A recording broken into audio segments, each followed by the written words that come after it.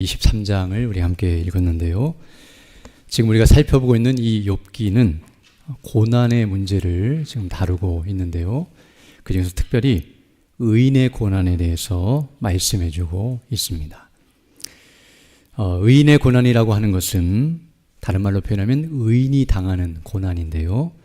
여기서 말하는 의인은 바로 의롭다 하심을 받고 의를 행하며 살아가는 사람, 곧 칭의의 구원을 받고 성화의 삶을 살아가는 성도를 의미하며, 그래서 지금 욥기가 다루는 주제, 또 욥기가 말하는 의인의 고난은 다른 말로 말하면 성도의 고난 또는 성도가 당하는 고난이라고 말할 수 있습니다. 왜냐하면 우리가 아는 것처럼 성경에 로마서 3장 10절에서 의인은 없나니 하나도 없도다라고 말씀하는 것처럼 완전한 의인, 즉 원죄도 없고 자범죄도 없는 예수님과 같은 그런 완전한 의인은 이 세상에 존재하지 않기 때문에, 그리고 만약 그런 의인이 있다고 한다면 그 의인에게는 사실은 고난이 있을 수 없기 때문에, 그래서 완전한 의인에게는 의인의 고난이라는 말이 어울리지가 않고요.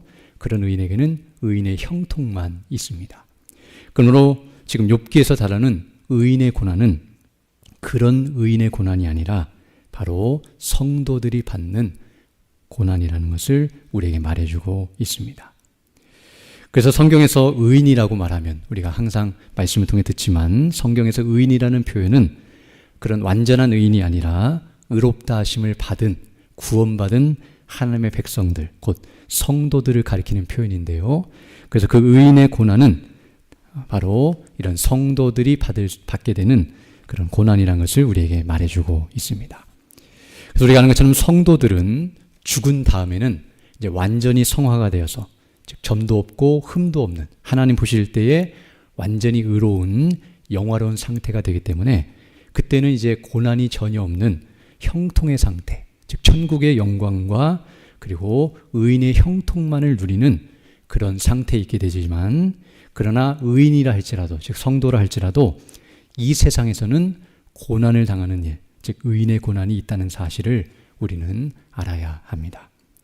즉 성도가 지상에서 이 세상을 살아가는 동안에 당하는 고난, 그것을 지금 의인의 고난이라고 말할 수 있고요. 지금 욥기가 말하는 고난이 바로 그 수준의 고난이라는 것을 우리에게 말해주고 있습니다.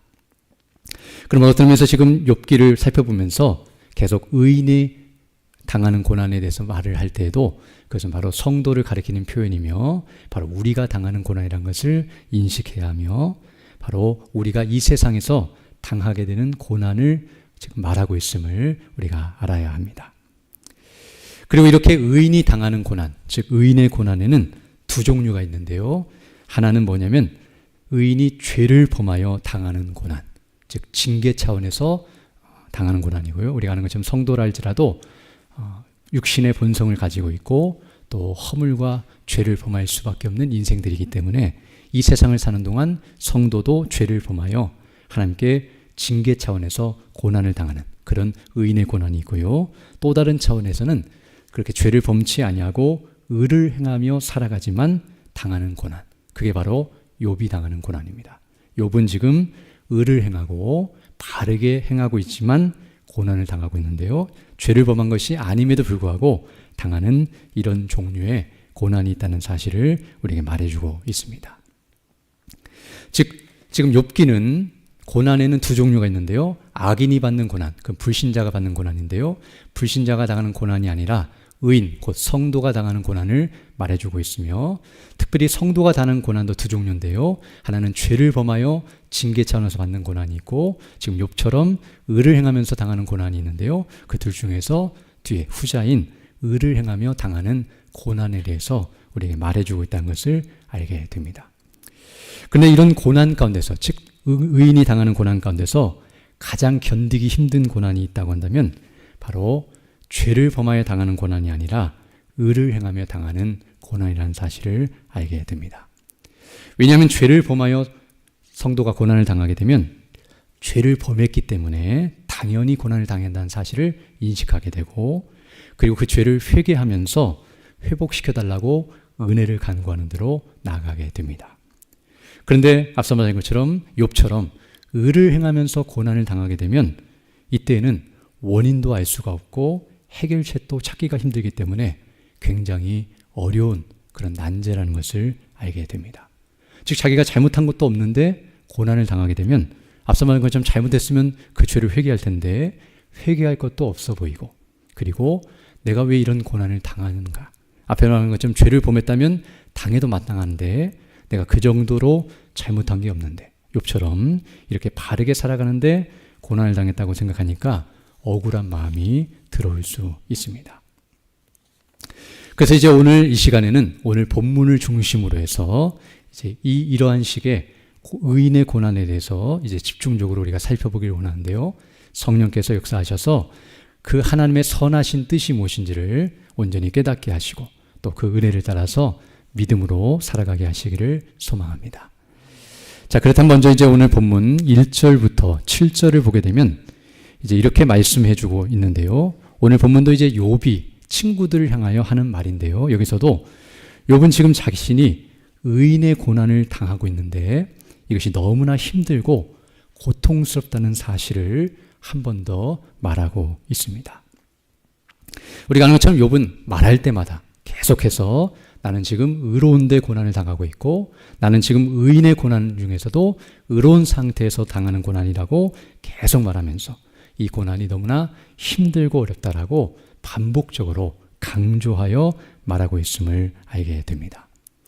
우리가 아는 것처럼 지금 욥은 어떤 의미에서 최고의 의인의 삶을 살고 있는 사람이었습니다.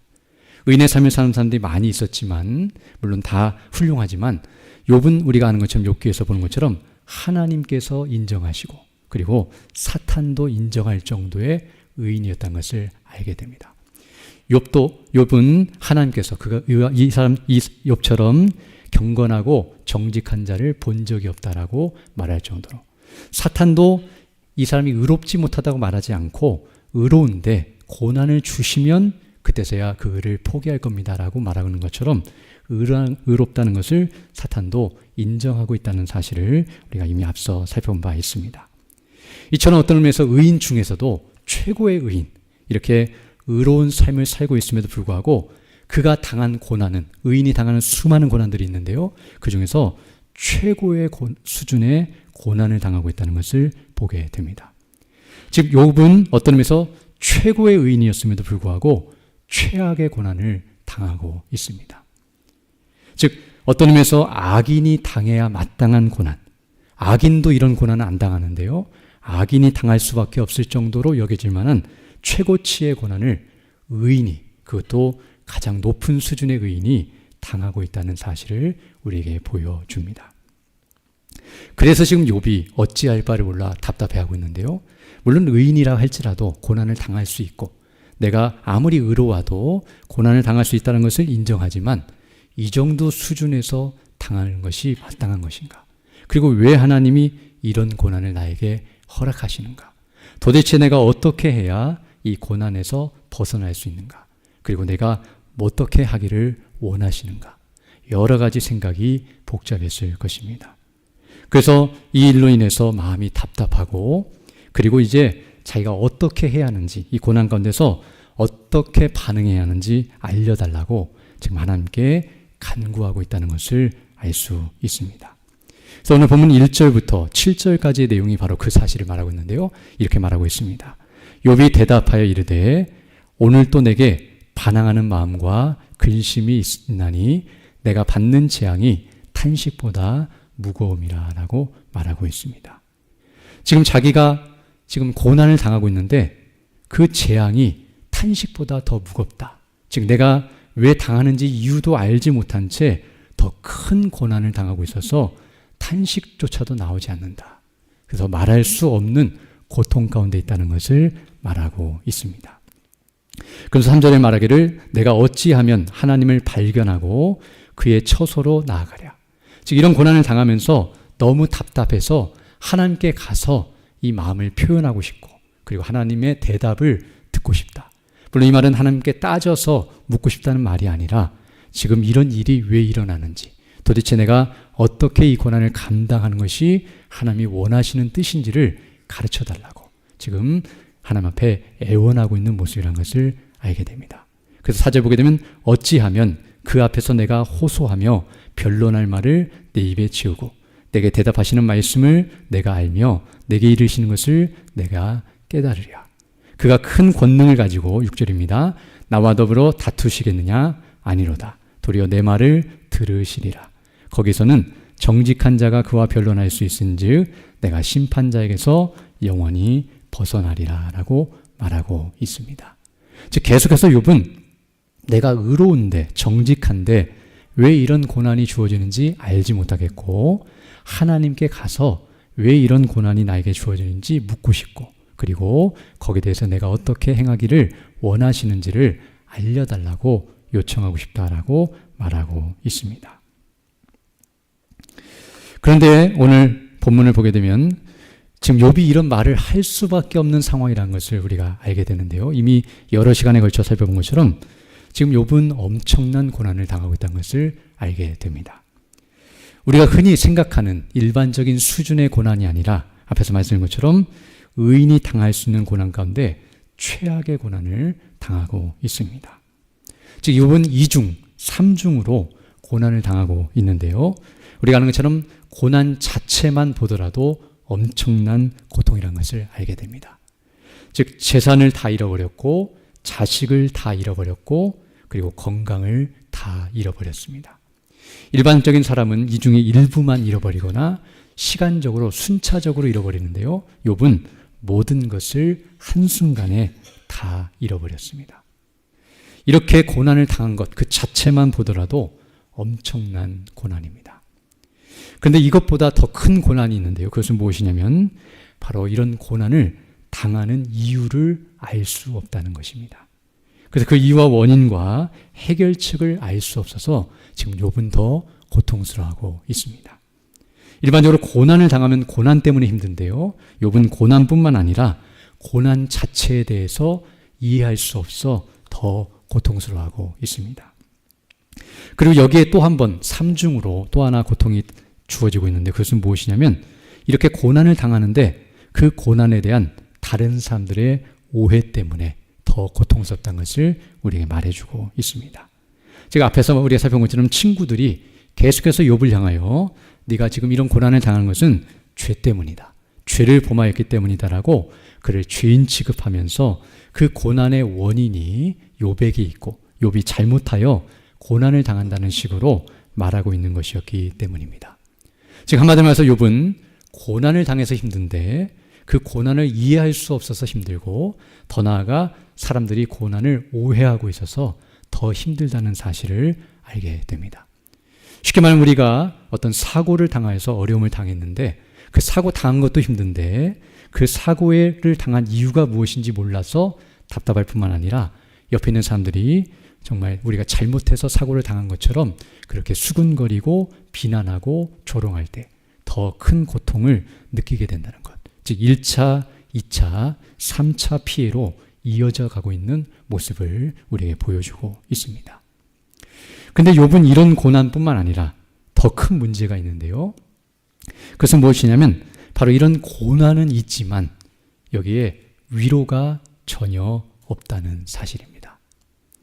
즉 고난만 있고 위로가 없는 그런 상태에 있다는 것이 지금 욥에게 더 힘들다는 것을 우리에게 말해주고 있습니다. 우리가 아는 것처럼 어떤 경우에 우리가 고난을 당하게 되면 보통 스스로 위안을 삼게 됩니다. 그리고 주변 사람들이 고난 당했다고 불쌍히 여기고 옆에 와서 위로해 줍니다. 또 우리가 하나님 앞에 나와 기도하면 하나님께서 마음에 평강을 주시거나 위로를 주시거나 은혜를 주시는 경우가 있습니다. 그러나 오늘 본문을 보게 되면 그리고 계속해서 말씀을 보게 되면 욥은 이 세 가지 모두 다 없다는 사실을 우리에게 말씀해 주고 있습니다. 즉 욥은 지금 자기 스스로도 위로를 받고 있지 못하고 있습니다. 앞에 우리가 생일을 저주하는 모습을 봤는데요. 자기 스스로 내가 왜 고난을 당하는지 이 고난의 문제를 다 인식하고 이해하고 받아들였다고 한다면 원망의 말이나 불평의 말이나 이런 생일을 저주하는 말이 나올 수 없는데요. 스스로 이해할 수 없었기 때문에 이 문제에 대해서 너무나 고통스럽기 때문에 스스로 아무리 위안을 삼으려고 해도 위로가 안 되어서 이런 말들을 하고 있었다는 것을 알 수 있습니다. 그리고 두 번째로 스스로도 위안이 안 됐을 뿐만 아니라 사람들로부터도 위로가 없었다는 것을 알게 되는데요. 어떤 사람도 욥을 위로해 주거나 위로해 줄 수 있는 존재가 없었다는 것을 우리가 보게 됩니다. 욥기를 다 보게 되면 친구들이 4명이 찾아왔는데요. 이 4명의 친구들 모두 다 욥을 위로해 주기는커녕 책망을 하고 비난을 하고 조롱하고 있다는 것을 보게 됩니다.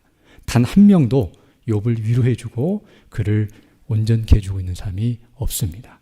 아니 친구들뿐만 아니라 그 아내도 마찬가지였는데요. 가까이 있는 아내도 그를 위로해 주지 못했고 오히려 하나님을 저주하고 버리고 죽으라고 말할 정도로 아무런 위로가 되지 못했을 뿐만 아니라 욥기 뒷부분을 보게 되면 욥이 이제 하나님께 축복을 받자 그 친척과 이웃들이 찾아와서 욥을 위로해 주는 모습이 나오는데요. 그 말은 욥이 고난을 당할 때는 친척들도 다 떠나버렸고 이웃들도 다 삐죽거리면서 욥을 비난하면서 아무도 도와주지 않았다는 것을 보게 되며 또 욥기를 보게 되면 심지어 욥이 다루었던 종들까지도 욥의 말을 듣지 않고 또 반항하며 악을 행하는 모습을 말하고 있는데요. 이와 같이 욥에게 속한 모든 사람들이 다 등을 돌리고 어떠한 사람들의 위로도 없었다는 것을 우리에게 말해 줍니다.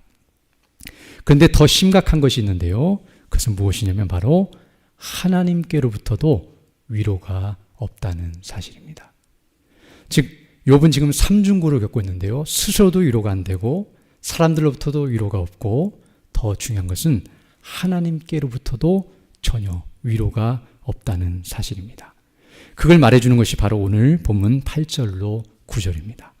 물론 여기만 말하고 있지 않고 욥이 말하는 모든 내용들을 살펴보면 이 내용이 다 서려 있는데요. 오늘 본문에서는 이렇게 말하고 있는데요. 8절 보게 되면 그런데 즉 내가 하나님께 위로받고 싶어서 즉 앞에서는 1절로 7절까지 내가 이렇게 고난을 당하고 있고 이유를 알지 못해 더 고통스럽고 친구들은 그것을 오해하고 있어서 더 마음이 상하는데 그런데 내 스스로도 위로가 안 되고 사람들도 위로가 안 돼서 이제 마지막 하나님께로부터라도 위로받기 위해서 내가 하나님을 찾고 그분께 가까이 나가기를 원하며 하나님이 위로해 주시기를 원하여 이와 같이 호소하고 나가기를 원하는데 8절 보게 되면 그런데 내가 앞으로 가도 그가 아니 계시고 뒤로 가도 보이지 아니하며 즉 하나님이 내가 앞으로 가도 안 계시고 뒤로 가도 안 보이시고 또 9절 보게 되면 그가 왼쪽에서 일하시나 내가 만날 수 없고 그가 오른쪽으로 돌이키시나 배울 수 없구나라고 말씀하고 있습니다. 앞뒤 좌우 사방을 의미하는데요. 어떤 곳으로 가도 하나님을 만날 수 없고 하나님께 위로받고 싶어서 기도하고 회개하고 은혜를 구하고 회복시켜달라고 계속해서 요청하는데도 하나님께서 침묵하고 계시고 대답하지 않고 오히려 피하고 계시며 만나주지 않고 계시는 하나님의 위로가 전혀 없는 상태에 있다는 사실을 우리에게 말해주고 있습니다. 이것이 지금 사실은 욥이 당하는 고난 중에 가장 큰 고난이라는 것을 알게 됩니다. 하나님을 찾고 만나고 그분과 함께하고 그분이 주시는 위로와 안식을 누리고 싶지만 그럴 수 없는 절박한 상황이라는 것을 욥이 지금 말하고 있습니다. 즉 일반적으로는 우리가 고난을 당하게 되면 스스로 위안을 삼거나 앞서 말한 것처럼 사람들로부터 위로를 받거나 궁극적으로는 하나님께 위로를 받는 대로 나아가는 것이 마땅한데요. 지금 오늘 본문은 이 세 가지 모두 다 전혀 없는 그런 고난을 당하고 있고 고통을 당하고 있는 것이 바로 욥의 고난이었던 것을 알게 됩니다. 그래서 욥의 고난을 이렇게 표현할 수 있는데요. 고난 중에 고난이라고 말할 수 있습니다. 앞에서 제가 말씀드린 것처럼 일반적으로 당하는 수준의 고난이 아니라 최고 수준의 최악의 고난을 당하고 있습니다. 성도는 은혜 위에 은혜를 받고 정말 복에 복을 받아야 마땅한데 지금 성도인 의인인 욥은 고난 중에 고난을 당하고 있고 고통 중에 고통을 당하고 있고 최악의 고난을 당했는데도 위로가 하나도 없는 위로 없는 고난을 당하고 있습니다. 우리 아는 것처럼 아무리 고난을 크게 당해도 위로가 있으면 괜찮습니다. 아무리 이런 큰 고난이 임해도 정말 하나님의 위로가 있다고 한다면 사실 그 위로는 모든 것을 이겨낼 수 있는 힘이 됩니다.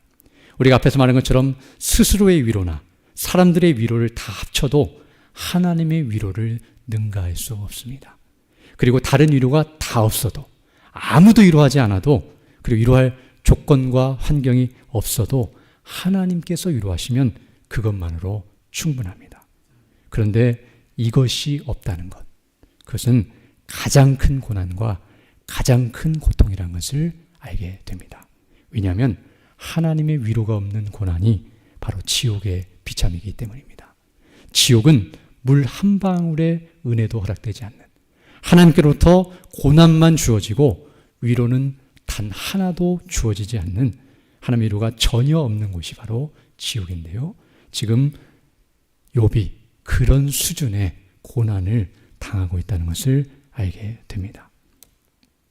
그러면 어떤 의미에서 지금 욥에게 있어서 다른 사람들의 위로보다도 지금 제일 갈급한 것은 하나님의 위로라는 사실을 알게 되며, 그것만 내가 지금 받게 된다면, 그것만 안다면 뒤에 보게 되면 지금 죽어도 괜찮다. 그리고 그 위로를 내가 받고 죽기를 원한다라고 말하고 있으며, 그리고 그 위로를 지금 여기서 내가 못 받는다면 죽은 다음에라도 받기를 원한다라고 소원하고 있는 모습이 나타나고 있습니다. 우리가 아는 것처럼 사람들은 고난당하는 것을 무서워하지만 사실 진정으로 사람이 무서워해야 할 것은 고난이 아니라 위로가 없는 것이라는 것을 알아야 합니다. 사실 고난당한 것도 무섭지만 고난보다 더 무서운 것은 무엇이냐면 위로가 없는 것입니다. 즉 아무리 큰 고난이 있어도 위로가 있다고 한다면 그 고난은 문제가 되지 않지만, 아무리 작은 고난이라 할지라도 위로가 전혀 없으면 그것은 끝입니다. 그럼 우리는 바로 이 위로를 사모해야 합니다.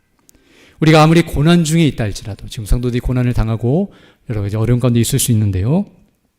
그러나 우리가 사모해야 할 것은 바로 하나님의 위로라는 사실이고, 바로 그것을 간구하고 그것으로 충만한 상태에 있어야 한다는 것을 우리에게 말해주고 있습니다. 그리고 우리가 아는 것처럼 이 하나님의 위로의 핵심이 바로 무엇이냐면 바로 우리 주 예수 그리스도시며 바로 성령님으로 말미암아 우리에게 주시는 은혜라는 것을 알게 됩니다. 계속해서 우리가 살펴보는 것처럼 바로 하나님께서 우리 주 예수 그리스도 안에서 우리를 의롭다 하시고 구원하시고 천국의 영광, 영생의 복락을 주시는 것, 이것이 바로 하나님이 우리를 위로하시는 방식이며 하나님이 우리에게 주시는 위로의 최고봉이며 바로 하나님의 위로의 본질이고 핵심이며 또 영광이라는 사실을 우리에게 말씀해 주고 있습니다. 그리고 이 하나님의 위로는 성령님께서 우리 안에 거하시며 우리의 마음을 새롭게 하시고 온전케 하셔서 성령의 충만한 가운데 있을 때, 우리가 주일에 들었던 것처럼 바로 그 기름 부으심과 은혜로 말미암아 우리 주 예수 그리스도 안에 있는 그 복음의 영광으로 충만케 되는 것, 이것이 바로 하나님의 위로라는 사실을 우리에게 말씀해 주고 있습니다. 그러나 성도가 이 세상을 살아가면서 어떤 의미에서 앞서 말한 것처럼 고난을 당할 수 있는데요. 이런 고난을 당할 때에 우리가 간구해야 할 것은 바로 하나님의 위로라는 사실을 다시 한번 가르쳐주고 있습니다.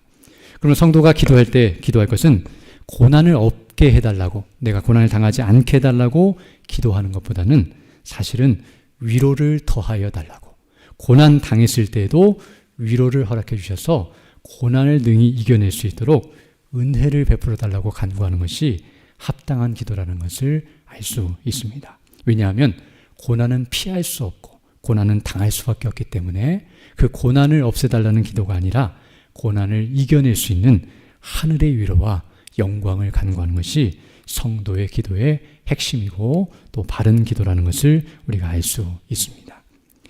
그리고 나서 이제 오늘 본문 10절을 보게 되면 이렇게 말씀하고 있는데요.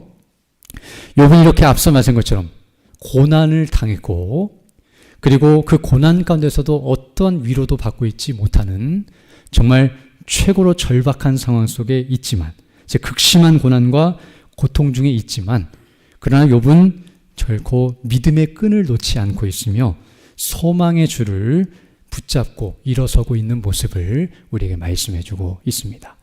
그것이 바로 오늘 본문 10절의 내용인데요. 우리가 너무나 잘 알고 있는 말씀인데 우리 한번 10절을 읽어보도록 하겠습니다. 시작. 그러나 내가 가는 길을 그가 아시나니 그가 나를 단련하신 후에는 내가 순금같이 되어 나오리라. 아멘.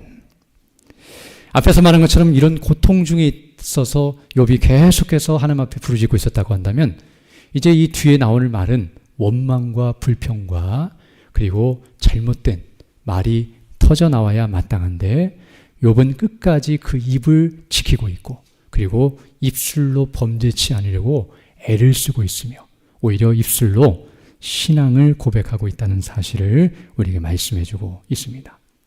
오늘 본문에 나오는 이 말씀, 그러나 이럴지라도 이렇게 내가 고난을 당하고 절망 가운데 있고 고통 중에 있어서 어찌할 바를 몰라 답답한 가운데 있다 할지라도 내가 가는 길을 그가 아시나니 그 곧 하나님께서 나를 단련하신 후에는 내가 순금같이 되어 나오리라 라고 말씀하고 있습니다. 이것이 바로 욥의 신앙 고백이고 바로 이것이 욥기 전체의 요절과 같다고 말할 수 있습니다. 지금 오늘 여기서 욥은 이렇게 고백하고 있는데요. 내가 가는 길을 그가 아신다라고 말씀하고 있습니다. 즉 지금 욥은 내가 가는 이 길을 하나님께서 다 알고 계시기 때문에 내가 지금 이 고난 가운데 있어도 이 고난을 감당하겠다라고 고백하고 있는 것임을 알 수 있습니다. 특별히 여기 내가 가는 길이라고 하는 이 표현은 그가 가는 길이 무슨 길인가? 우리가 아는 것처럼 이 길은 바로 의의 길이라는 것을 알게 되며 의인이 가는 길이라는 것을 알게 되고 바로 이 길의 종착지는 바로 의의 나라인 천국, 곧 영광의 나라라는 것을 우리에게 가르쳐 줍니다. 그리고 지금 욥은 내가 가는 길, 바로 이 길이 바로 그 천국 길이고 의인의 길이라는 것을 말해주면서 바로 이 길이 우리가 아는 것처럼 이 길을 따라 가고 있다는 이 표현은 오늘날 표현하면 길이요, 진리요, 생명이 되시는 천국으로 우리를 인도하시는 예수 그리스도를 믿음으로 말미암아 구원을 받아서 그 예수님을 닮아가며 예수님의 성품을 닮아가고 그 말씀에 순종하며 주님의 길을 따라가는 성화의 삶을 사는 좁은 문, 좁은 길을 따라 걸어가고 있는 자신의 신앙 생활을 이와 같이 표현하고 있는 것임을 알게 됩니다. 지금 욥이 가는 그 길은 바로 예수님을 믿음으로 구원을 받아 칭의의 은혜를 받았고 그리고 그 말씀에 순종하며 경건에 이르기를 연습하고 하나님 앞에서 그를 경외하며 정직하고 또 바른 믿음의 삶을 살면서 성화의 열매를 맺어가며 가는 그런 바른 삶이라는 것을 우리에게 말해주고 있습니다. 그러면서 이제 욥은 이렇게 말하면서 내가 지금 가는 길은 이와 같은 길이다. 그리고 이것을 통해서 다시 한번 자기가 지금 죄를 범하여 고난을 당하는 것이 아니라 의로운 삶을 사는 가운데 고난을 당하고 있다는 것을 다시 한번 강조하여 말하고 있음을 알게 됩니다. 즉 이 길에서 이탈하여 죄를 범하여 하나님께 징계를 받아 다시 이 길로 돌아오는 그런 차원에서 고난이 주어진 것이 아니라 이 길을 계속 가고 있는데 당하는 고난이라는 것을 말해주고 있습니다. 그리고 그것을 하나님께서 아신다라고 말하고 있습니다. 그래서 이제 이어서 말하기를 그가 나를 단련하신 후에는 내가 순금같이 되어 나오리라 라고 말씀하고 있습니다. 이 말은 어떤 의미냐면 비록 자신이 이런 고난 가운데 있지만 그러나 자신은 이 길을 끝까지 갈 것이며 그리고 이 길을 가는 가운데 내가 지금 고난이 주어지고 있지만 이 모든 것들은 다 하나님께서 나를 단련하시는 과정이라는 것을 믿고 있음을 알게 됩니다. 우리가 아는 것처럼 단련이라는 것은 바로 연단하는 것이고 훈련하는 것인데요. 지금 하나님께서 자신을 이와 같이 온전히 훈련하시고 연단하시는 과정 속에 있다는 것을 인식하면서 내가 순금같이 되어 나오리라는 이 표현은 바로 정금과 같이 점도 없고 흠도 없는 거룩한 백성으로 온전케 하시는 삶으로 하나님께서 이끄시기 위하여 이런 고난이 나에게 주어지고 있다고 말하고 있음을 알게 됩니다. 즉 욥은 이 고백을 통해서 지금 고난이 하나님의 단련과 연단과 훈련의 목적으로 나에게 지금 주어졌고, 이것을 통해서 하나님께서 나를 온전케 하셔서 순금같이 되도록 이끄실 것을 확신한다고 고백하고 있음을 알게 됩니다. 이 말을 통해서 어떤 의미에서 하나님께서 지금 자신에게 붙어있는 불순물들을 다 제거하고 계시며 마지막에 의로움이 더 빛나도록 하시기 위하여 이런 고난이 자기에게 주어지고 있다는 사실을 말하고 있습니다. 그래서 이제 오늘 본문 11절로 우리 읽지 않았지만 14절을 보게 되면 바로 10절의 내용을 설명하고 있는데요. 내 발이 그의 걸음을 따랐으며 내가 그의 길을 지켜 치우치지 아니하였고 내가 그의 입술의 명령을 어기지 아니하고 정한 음식보다 그의 입의 말씀을 귀히 여겼도다라고 말씀하면서 내가 가는 길이 바로 이 길이었다는 것, 내 발이 바로 그 걸음을 따라 주님을 따라서 말씀대로 순종하며 그 말씀을 송이꿀보다 더 귀하게 여기면서 내가 이 말씀대로 순종하며 살아갔다라고 말하고 있습니다. 그러면서 이제 13절로 14절 보게 되면 그의 뜻이 일정하시니 누가 능히 돌이키랴, 그의 마음에 하고자 하시는 것이면 그것을 행하신다라고 말씀하시면서 지금 하나님께서 나를 단련하시고 이렇게 순금과 같이 변화시키실 뜻을 갖고 계시다면 하나님께서는 반드시 그 뜻을 이루실 것이다라고 말하면서 14절 보게 되면 그런즉 내게 작정하신 것을 이루실 것이라, 이런 일이 그에게 많이 있느니라 라고 말하면서 하나님의 신실하심과 그 선하심과 인자하심과 그 하나님의 행사를 온전히 믿고 의지하며 신앙을 고백하고 있다는 사실을 우리에게 말씀해주고 있습니다. 즉 이것을 통해서 지금 욥은 무엇을 말하고 있냐면 지금 여전히 자신은 의로운 삶을 살아가고 있으며 비록 자신이 고난을 당했지만 이것은 친구들이 말한 것처럼 죄를 범하여 당하는 의인의 고난이 아니라 의를 행하는 가운데 당하는 고난이라는 사실, 즉 징계가 아니라 연단의 과정이라는 사실을 분명하게 말하고 있습니다. 오늘 우리는 이 말씀들을 통해서 오늘 이 욥의 고백과 그리고 이 고백 속에 들어있는 이런 의미들을 통해서 다시 한번 의인의 고난이 가지고 있는 성격과 그리고 의인의 고난과 관련하여 아주 중요한 사실들 몇 가지를 깨닫게 됩니다. 그것은 무엇이냐면 바로 첫 번째로 의인도 고난을 당한다는 사실입니다. 의인의 고난이라는 말 자체 속에 의인도 고난을 당한다는 사실이 들어 있습니다. 그리고 의인이 당하는 고난은 앞에서 말씀드린 것처럼 이 세상에서만 가능합니다.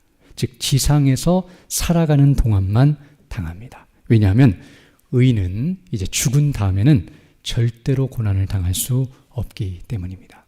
이미 예수 그리스도를 믿음으로 말미암아 우리가 아는 것처럼 지옥의 고난이 벗어났고 그리고 천국의 영광이 기다리고 있기 때문에 의인에게 있어서 당할 수 있는 고난은 이 땅에서밖에 없으며 바로 이 세상에서만 고난을 당할 수밖에 없다는 사실을 우리에게 말해주고 있습니다. 욥도 이 사실을 인정하고 있는데요. 지금 계속 욥이 말하고 있는 것은 의인은 절대로 고난을 당해서는 안 된다라고 지금 말하고 있는 것이 아니라 의인도 고난을 당할 수 있지만 지금 욥은 의인이 당하는 고난의 수준을 어느 정도 이해했지만 그러나 지금 자기가 당하는 고난은 그 수준을 넘어서고 있었기 때문에 자기가 생각하는 것보다 더 엄청난 것이었기 때문에 내가 왜 이런 고난을 당해야 하는지 그 이유를 알고 싶어서 거기에 대해서 답답하여 지금 하나님께 묻고 있는 것이며 또 계속해서 자기가 의로운데 왜 고난을 당하냐고 말하는 것은 정말 자신이 그렇게 의로워서 자기의 의를 공로 삼거나 자랑하고 있는 것이 아니라 앞에서 말한 것은 친구들이 계속해서 욥이 죄를 범하여 고난을 당한다고 말하고 있었기 때문에 그것이 아니라는 사실을 강조하기 위해서 지금 내가 의를 행하며 고난당하고 있다라고 말하고 있음을 알게 됩니다. 즉 의인의 고난 중에 친구들은 죄를 범하여 당하는 고난이라고 책망하고 있었지만 욥은 계속해서 그게 아니라 의인으로서 지금 의를 행하며 내가 고난을 당하고 있다는 것을 언급하고 있음을 우리가 알 수 있습니다. 그리고 우리가 두 번째로 알아야 할 것은 이와 같이 의인이 당하는 고난은 두 종류가 있는데요. 죄를 범하여 당하는 고난과 의를 행하며 당하는 고난이 있다는 사실입니다. 정말 우리가 성도라고 한다면 바로 이 둘 중에 하나의 고난에 우리는 속해 있습니다.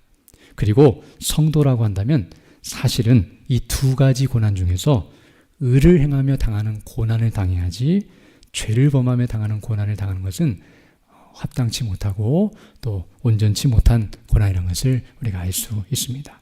물론 그런 식의 고난도 당할 수 있고 또 당하게 되겠지만, 그러나 우리가 실제적으로 고난을 당해야 한다고 한다면, 그렇다면 욥이 당하는 것과 같은 이런 수준의 고난을 당하는 것이 마땅하다는 것을 우리가 알게 되며, 또 그런 고난을 당할 때에 우리가 그것 때문에 두려워하거나 염려할 이유가 없다는 사실을 알게 됩니다. 또 의인이 당하는 고난은 이 둘 중에 하나인데요, 바로 징계 차원에서나 연단 차원에서 우리에게 주어진다는 사실을 말해주고 있습니다. 그러나 우리가 여기서 알아야 할 것은 징계라고 하는 것도 넓은 차원에서는 연단에 해당된다는 사실을 우리는 알아야 합니다. 즉 징계도 죄를 범했기 때문에 당하는 고난이긴 하지만 그 사람으로 하여금 더 죄를 짓지 않도록 방어하고 또 그 사람에게 있는 죄를 회개하고 죄를 떠나도록 하시기 위한 목적에서 주어지는 것이기 때문에, 어떤 의미에서 의인이 당하는 죄를 범해서 당하는 고난도 그의 죄의 오염, 그에게 붙어있는 죄의 불순물들을 제거하는 차원에서 고난이 주어진다는 것을 알 수 있습니다. 그러므로 의인에게 주어지는 고난은 징계 차원이든 연단 차원이든 상관없이 다 모두가 다 하나님께서 그를 연단하시고 또 죄의 오염으로부터 벗어나게 하시는 소극적인 차원이든 적극적인 차원이든 모두가 그런 방면에서 성도를 다루시는 과정이라는 것을 우리에게 말씀해주고 있습니다. 그리고 마지막으로 우리가 한 가지 더 생각해 볼 것은, 이 모든 것을 종합해 볼 때에 가장 중요한 것은 의인의 고난이라고 하는 것은 궁극적으로 의인으로 하여금 온전케 하시기 위함이라는 사실을 우리는 알아야 합니다.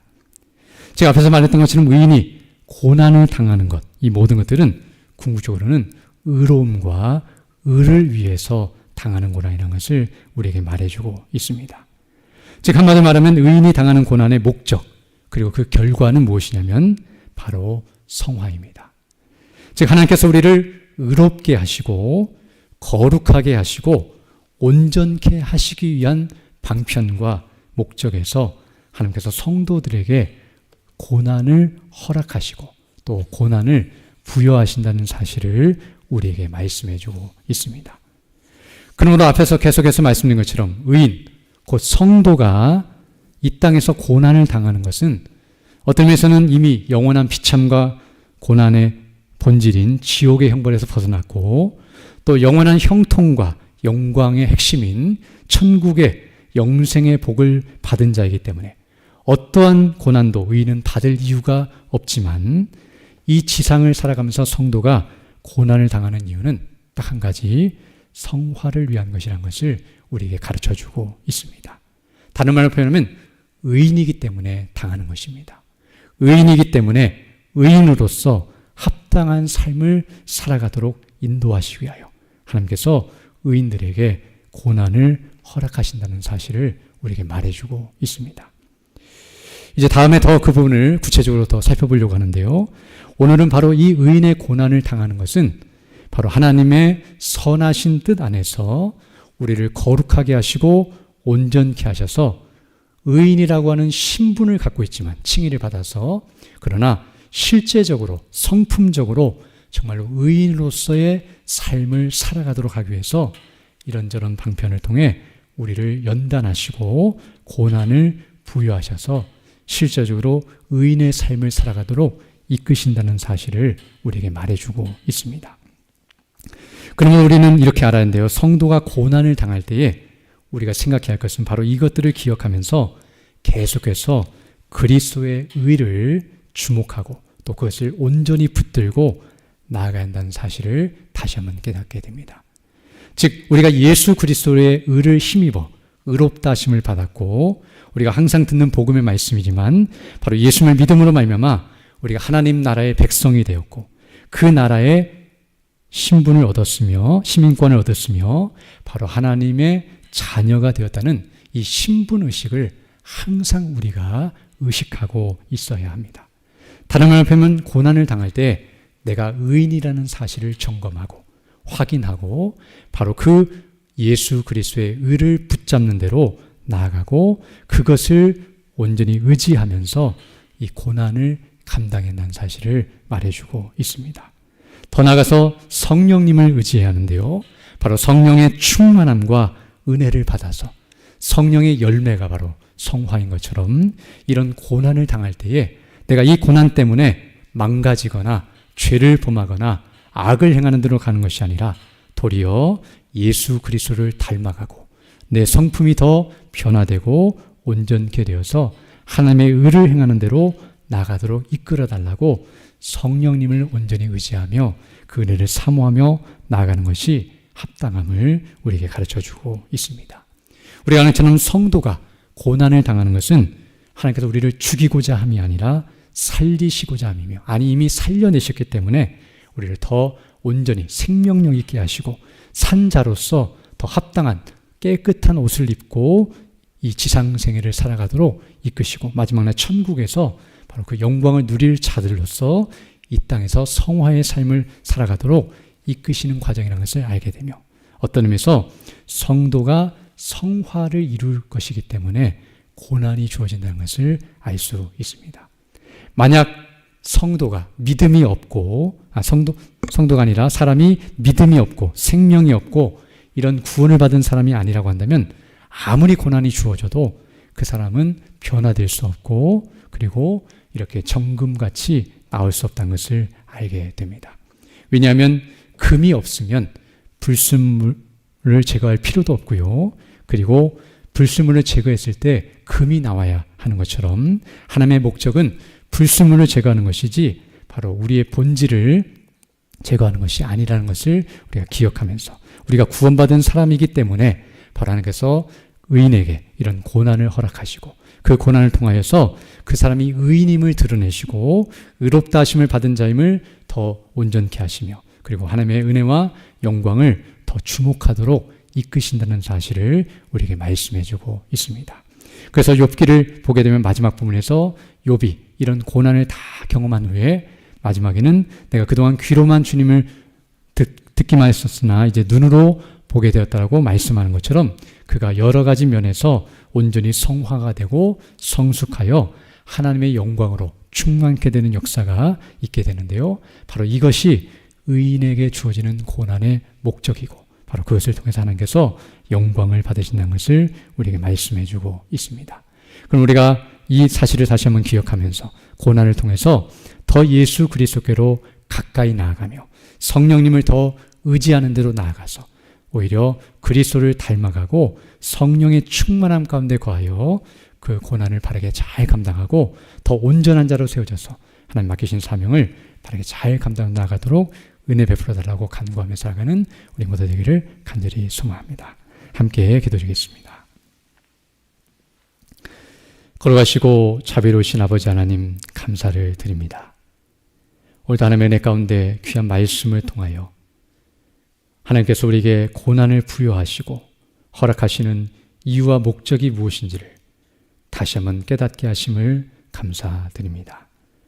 우리 주 예수 그리스도 안에서 그 의로 말미암아 우리를 의롭다 하시고 구원하여 주시고 하나님의 자녀 삼으시고 백성 삼으셔서 그 하나님의 나라 영광의 나라에 들어가기까지 이 순례길을 살아가는 동안 우리로 주의 말씀에 순종하며 그 신분에 합당한 모습으로 살아가도록 이끄시기 위하여 여러 가지 방편들을 통하여 우리에게 고난을 부여하시고 또 우리를 성화시키시고 온전케 하신다는 사실을 우리에게 다시 한번 가르쳐 주셨사오니 우리가 고난을 당할 때마다 정말 이 사실을 기억하면서 우리가 정말 의인으로서 이런 고난을 당하는 일에 있어서 하나님께 영광을 돌리고 또 그 일을 바르게 잘 감당하며 더 정금과 같이 온전한 자로 변화가 되어서 주의 이름을 높이고 영원하게 하는 믿음의 군대 다 될 수 있도록 은총을 더하여 주옵소서.